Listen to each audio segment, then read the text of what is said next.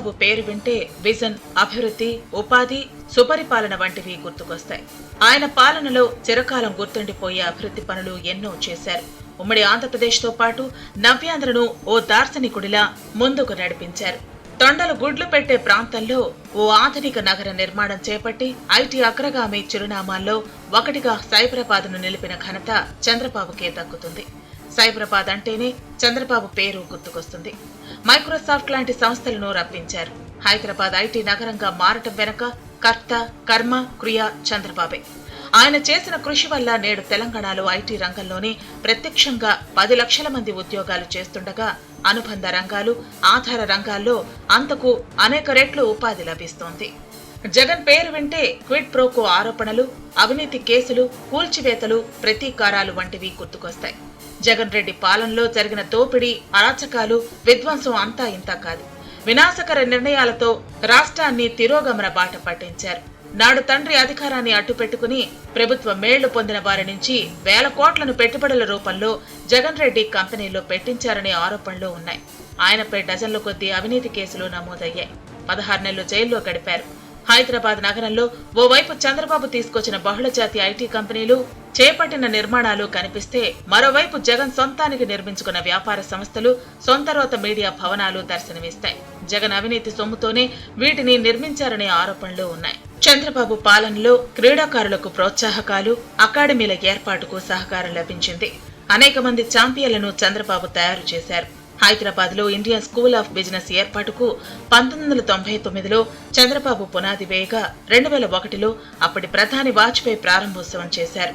అలాగే అంతర్జాతీయ స్థాయి గుర్తింపు సంస్థ హైటెక్స్, హెచ్ఐసిసి చంద్రబాబు హయాంలోనే ఏర్పాటయ్యాయి. పరిపాలనలో పరివర్తన, ప్రజలే కేంద్రంగా విధానాల రూపకల్పన లక్ష్యాలుగా 2001లో చంద్రబాబు ప్రభుత్వం సెంటర్ ఫర్ గుడ్ గవర్నెన్స్ ఏర్పడింది. ప్రజల వద్దకే పాలనతో పరిపాలనలో వికేంద్రీకరణ తెచ్చి పారదర్శకతను చంద్రబాబు పెంచారు.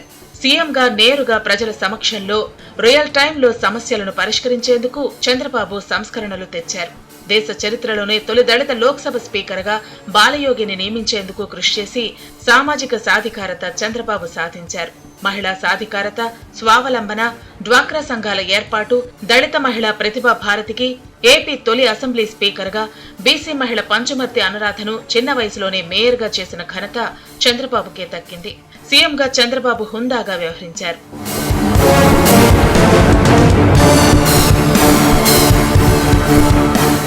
పార్టీ వేరైనా సీనియర్లకు గౌరవం ఇచ్చారు. ప్రాజెక్టులు, పథకాలకు ప్రముఖుల పేర్లు మార్చకుండా ఉదారత ప్రదర్శించారు. టెక్నాలజీ వినియోగంలో, అవినీతి నిర్మూలనలో, పారదర్శకత పెంపుదల్లో చంద్రబాబు బ్రాండ్ అంబాసిడర్ గా నిలిచారు. ప్రతి కిలోమీటర్కు ప్రాథమిక పాఠశాల ఏర్పాటు చేసి సొంత భవనాల నిర్మాణాలకు చంద్రబాబు శ్రీకారం చుట్టారు. నాటి పనికి ఆహార పథకం, నేటి ఉపాధి హామీ పథకాలను సద్వినియోగం చేసుకున్న చరిత్ర చంద్రబాబుది. దేశంలో మిగతా రాష్ట్రాల కంటే ఎక్కువగా కేంద్ర పథకాన్ని వాడుకుని మౌలిక వసతులు కల్పించారు. శాంతి భద్రతల పరిరక్షణకు చంద్రబాబు పెద్దపీట వేశారు. ఆయన హయాంలో ఫ్యాక్షనిస్టులకు, పేరు మోసిన రౌడీలకు డార్మిటరీ ట్రీట్మెంట్ ఇచ్చారు. కుల ప్రస్తావన లేని పాలన చంద్రబాబు చేశారు. సొంత కులం వాళ్లకు పదవులు ఇవ్వటానికి వెనుకాడేవారని టీడీపీ నేతలు చెబుతూ ఉంటారు. చంద్రబాబును చూసి రాజధాని అమరావతి నిర్మాణానికి రైతులు స్వచ్ఛందంగా 33,000 ఎకరాలు ఇచ్చారు.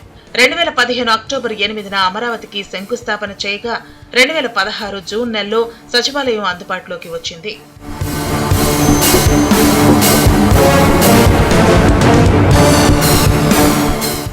దేశానికి స్వాతంత్ర్యం రాకముందే ప్రతిపాదించిన పోలవరం ప్రాజెక్టులో నిర్మాణాత్మకమైన పనులు చంద్రబాబు హయాంలోనే జరిగింది. పట్టిసీమ అనే చిన్న ఆలోచనతో బహుళ ప్రయోజనాలు సాధించిన ఘనత కూడా చంద్రబాబుకే దక్కింది.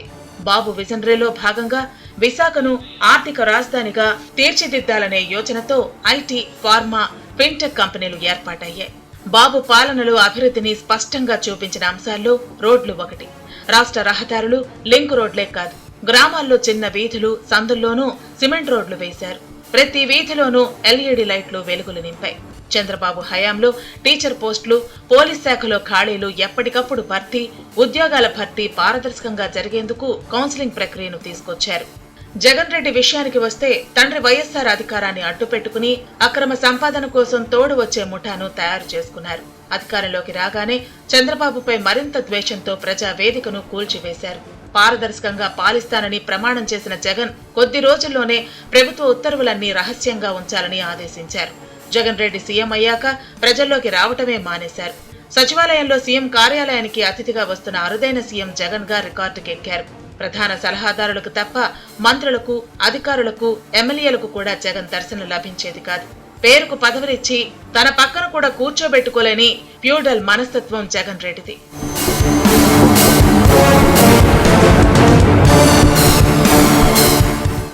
ఈ సేవను మీ సేవగా మార్చటం తప్ప జగన్ తలపెట్టిన గొప్ప మార్పు ఒక్కటీ లేదు.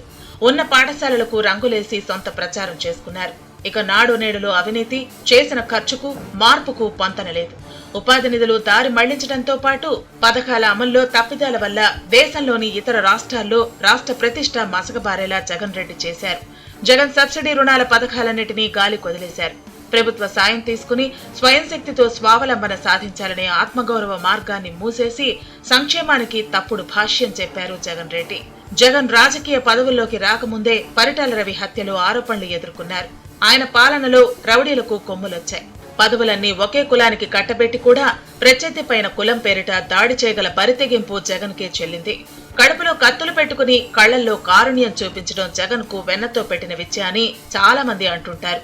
రాజధానిగా అమరావతి ఉంటుందని, తన ఇల్లు తాడేపల్లిలో కట్టుకున్నానని, తాను వస్తే మరింత మేలు చేస్తానని నమ్మించి ప్రజలను మోసం చేశారు జగన్ రెడ్డి. ఇక జగన్ అధికారంలోకి వచ్చిన తర్వాత పోలవరానికి గ్రహణం పట్టింది. కేవలం చంద్రబాబు నిర్మించారన్న అక్కసుతో అవసరమున్న పట్టిసీమ యంత్రాలకు తాళాలు వేసేశారు.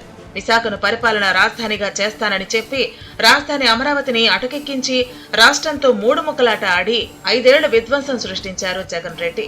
మెగా డిఎస్సీ ఇస్తానంటూ హామీ ఇచ్చి ఎన్నికల ముందు అరాకొర పోస్టులతో నోటిఫికేషన్ ఇచ్చారు. ఇక పోలీసు ఉద్యోగాల భర్తీలోనూ జగన్ రెడ్డి మోసమే చేశారు. విజయవాడలో ఎన్టీఆర్ స్థాపించిన వైద్య విద్యాలయానికి ఎన్టీఆర్ పేరు తొలగించి తన తండ్రి వైఎస్ఆర్ పేరు పెట్టి విమర్శల పాలయ్యారు జగన్ రెడ్డి. చంద్రబాబు భవిష్యత్ అవసరాలను దృష్టిలో ఉంచుకుని హైదరాబాద్ నగరంలో మౌలిక సదుపాయాలను పెంచారు.